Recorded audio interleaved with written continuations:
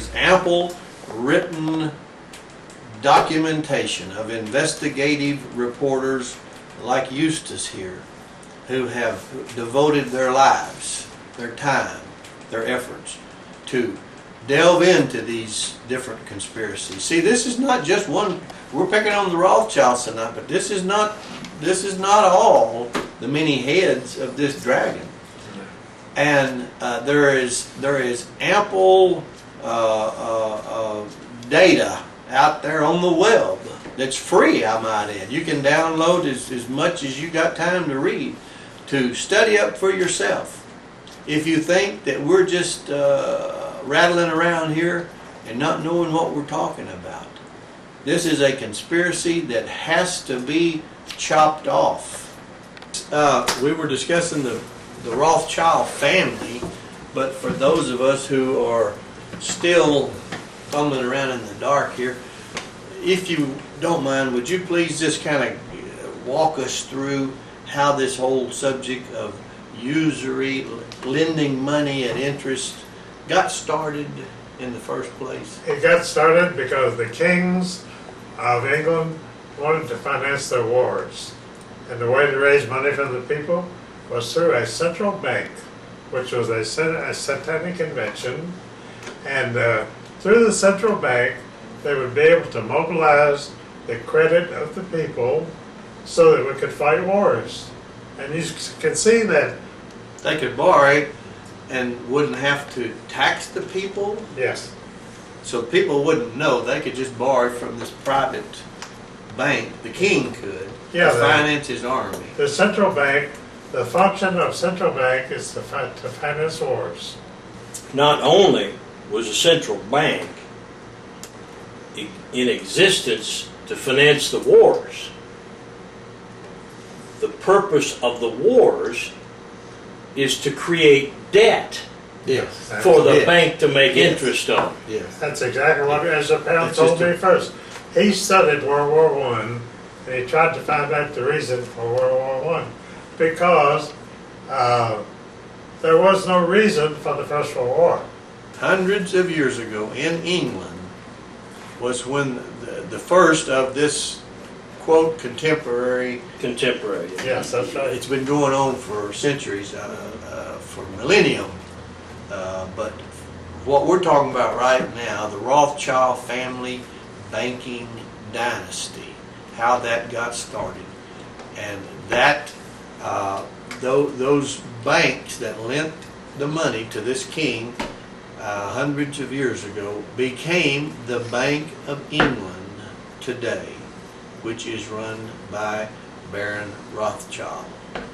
It was established to lend money to the government, which was a king at that time, a kingdom, so that the king could do what he wanted to do. Well, that's the same thing in Washington, D.C. now, so that they can do what they want to do, essentially, without having to let the people know that they are paying for it. And another thing that fails to be noticed is the fact that the money that controls the companies like Raytheon, General Electric, Boeing, and the companies of war that manufacture war goods, munitions, and all of this are owned by the Rothschilds. So they not only make the interest on the money, they own the corporations that make the profit on the money that's spent.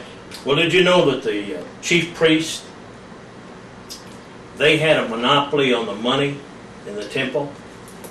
If you were a child of Israel and you were coming back for the great celebration, Roman money was no good. You could not use Roman money. You must have the shekel or half shekel.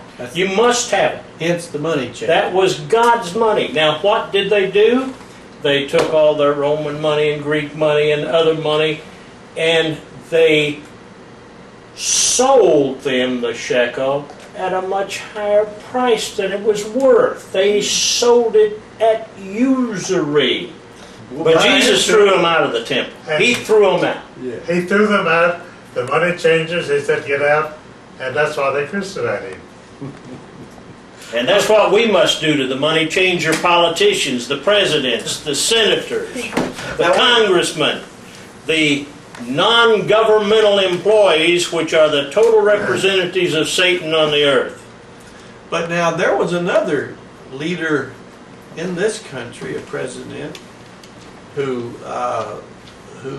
wanted to change the money system, and he introduced greenbacks. Is that not right? There were two presidents. President Lincoln in 1865, he introduced the greenbacks, and the bankers voted him. And why did he do that? Well, because they wanted the interest. And he didn't want to pay interest. No. He wanted America to create their own money. Absolutely. And finance the war from the money that they had created. So he stopped the borrowing of money from the central bankers. Is that true? And we later had another president called John F. Kennedy. Oh, John F. Who Kennedy. came to Dallas and got shot down for the same reason. He was using greenback money against the Federal Reserve. The same greenback monkey, The same money money. that Lincoln. The same bankers, and he got shot down in the streets of Dallas. Since time started, and a medium of exchange was invented, it was taken for granted that this money was going to be backed by something. Yes, it had to be. Had to be. Isn't that in our Constitution, Eustace, that our money has to be backed by gold or silver?